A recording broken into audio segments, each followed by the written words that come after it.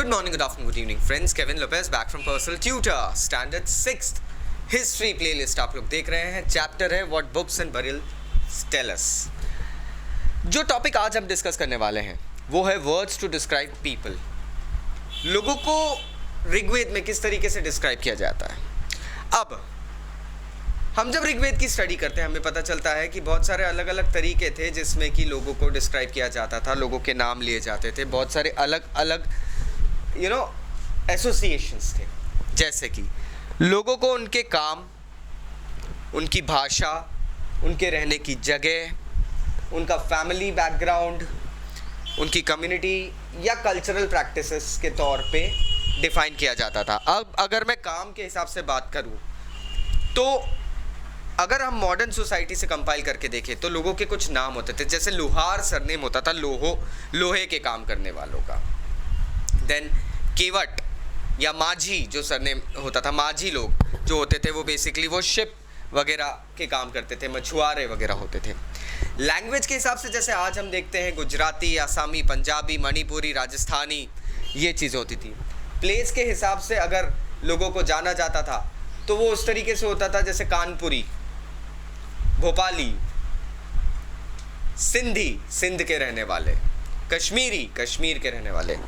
Family के background के हिसाब से भी लोगों को अक्सर जाना जाता था. किसी बड़े परिवार का नाम आपके साथ एसोसिएट रहता था तो आपको आपकी फैमिली के बेसिस पे भी आइडेंटिफाई किया जाता था. कम्युनिटी मतलब आप किस कम्युनिटी को बिलोंग करते हैं, किस कास्ट को बिलोंग करते हैं, उसके हिसाब से आपकी पहचान होती थी. और आखिरी में आपकी कल्चरल प्रैक्टिसेस, उनके बेसिस पे भी लोगों को बाइफर्केट किया जाता था और डिस्क्राइब किया जाता था. ये ऋग्वेद में हमें बहुत इलैबोरेटली मिलता है. एक और चीज़ देखी गई थी, ऋग्वेद में दो ग्रुप ऑफ कम्युनिटीज़ को स्पेसिफिकली डिफाइन किया जाता था, स्पेसिफिकली उनको डिस्क्राइब भी किया जाता था. पहले होते थे ब्राह्मण्स जो कि प्रीस्ट वगैरह होते थे, और फिर राजा. अब ये राजा वो नहीं है जिनके बारे में आप आगे के चैप्टर से पढ़ेंगे बच्चों. ये राजा, इनके पास रथ, पैलेसेस, कासल्स, वॉर्स, ये वो नहीं है. ये कुछ अलग टाइप के राजा होते थे. ये लोग कुछ विजडम वाले लोग होते थे, कुछ ब्रेव लोग होते थे. उस वक्त ऐसी कोई भी लेगेसी नहीं होती थी कि किसी राजा के बेटे को ऑटोमेटिकली सरनेम राजा मिल जाएगा या पदवी मिल जाएगी. He had to achieve it. कुछ ऐसा कार्य करते थे जिससे कि समाज में आपका एक अभूतपूर्व प्रदान होता था. You needed to prove yourself. It was only then that you got the title of a raja. Community को अगर देखें तो कम्युनिटी को दो भागों में डिवाइड करते थे. ऋग्वेद में वर्ड यूज करते जाते थे जन और विश. जन मतलब कॉमन मैन, जो कि आज भी हिंदी में वर्ड यूज किया जाता है.